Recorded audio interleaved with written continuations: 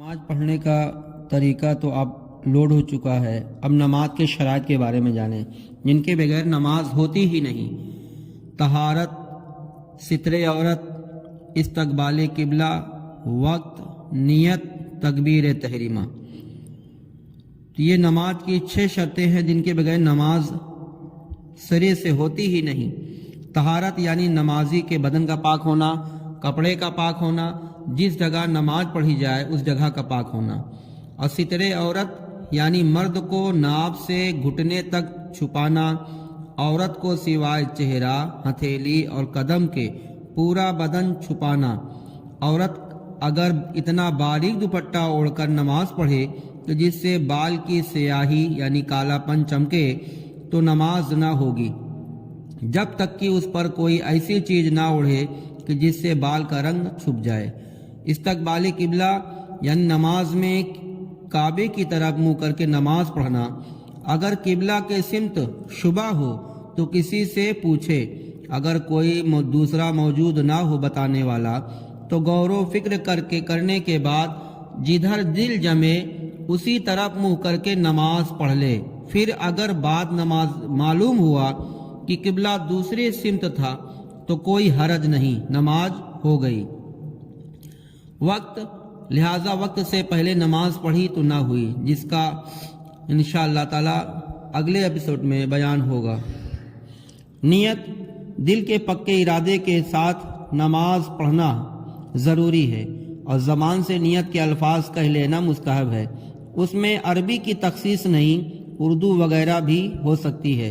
اور یوں کہے کہ نیت کی میں نے، نیت کرتا ہوں نہ کہیں بلکہ نیت کی میں نے۔ اور چھٹی شرط یہ ہے تکبیر تحریمہ یعنی نماز کے شروع میں اللہ اکبر کا شرط ہے۔ اور نماز کے فرائض قیام، قرات، رکوع، سجدہ، قاعدہ اخیرہ، خروج بسنہ۔ تو قیام یعنی کھڑے ہو کے نماز پڑھنا، اس کا کیا مطلب؟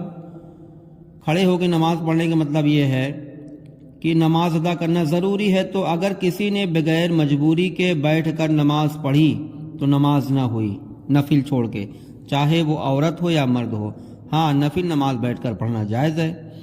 قرات فرض ہے، اس کا کیا مطلب؟ اس کا مطلب یہ ہے کہ فرض کی 2 رکعتوں میں اور وتر اور سنت اور نفل کی ہر رکعتوں میں قرآن شریف پڑھنا ضروری ہے۔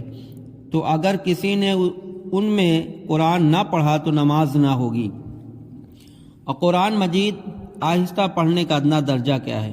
آہستہ پڑھنے کا ادنا درجہ یہ ہے کہ خود سنے، اگر اس قدر آہستہ پڑھا کہ خود نہ سنا تو نماز نہ ہوگی۔ رکوع کا ادنا درجہ کیا ہے؟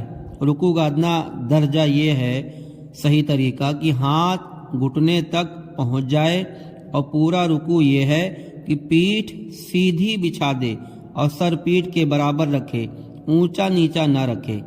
سجدے کی حقیقت کیا ہے؟ پیشانی زمین پر جمنا سجدے کی حقیقت ہے، اور پاؤں کی ایک انگلی کا پیٹ زمین سے لگنا شرط ہے، یعنی کم سے کم پاؤں کی ایک انگلی کو موڑ کر قبلہ رخ کرنا ضروری ہے۔ تو اگر کسی نے اس طرح سجدہ کیا کہ دونوں پاؤں زمین سے اٹھے رہے تو نماز نہ ہوگی سجدے کی حالت میں۔ کتنی انگلیوں کا پیٹ زمین سے لگنا واجب ہے؟ دونوں پاؤں کی 3 انگلیوں کا پیٹ زمین سے لگنا واجب ہے۔ قاعدہ اخیرہ کیا مطلب؟ نماز کی رکعتیں پوری کرنے کے بعد التحیات سے لے کر عبدہ و رسولہ تک پڑھنے کی مقدار بیٹھنا خروج یہ قاعدہ کہلاتا ہے۔ اور خروج بسنہ کسے کہتے ہیں؟ خروج بسنہ اسے کہتے ہیں کہ قاعدہ آخرہ کے بعد، یعنی 2 رکعت کی نیت باندھی تھی تو اب 2 رکعت میں بیٹھے ہیں، تحیات پڑھ لیے، قاعدہ آخرہ ہو گیا۔ اب اس کے بعد نماز کو توڑ دینے والا کام قصدن کرنے کو خروج بسنہ کہتے ہیں۔ لیکن سلام کے علاوہ کوئی دوسرا نماز کو توڑ دینے والا کام قصدن پایا گیا تو نماز نہ ہوگی۔ یعنی تحیات پڑھنے کے بعد درود ابراہیم، دعائے معصورہ پڑھ کے سلام پھیر دینا، یہ خروج بسنہ کہلاتا ہے۔